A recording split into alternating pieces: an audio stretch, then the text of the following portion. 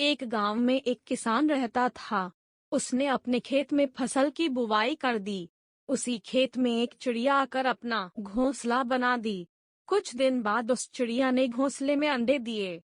अंडे देने की कुछ दिन बाद उन अंडों से बच्चे निकल गए। धीरे धीरे उस किसान का फसल भी तैयार हो गया। अब फसल की कटाई का समय आ गया था। एक दिन किसान खेत में आया और बोला, मैं कुछ आदमियों को अपने खेत की कटाई के लिए कल भेज दूंगा, जो सारे फसल को काटकर मेरे घर ला देंगे।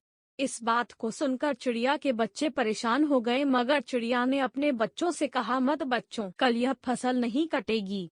अगले दिन चिड़िया की बात सही हुई, फसल नहीं कटी।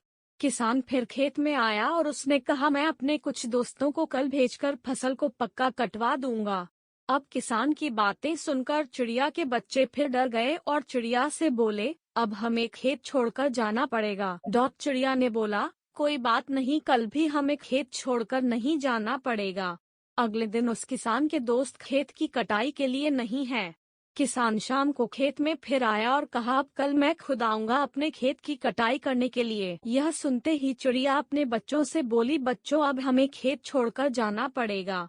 तब बच्चों ने चिड़िया से पूछा, आप इतने विश्वास के साथ कैसे कर सकती हैं कि हमें खेत छोड़कर जाना पड़ेगा?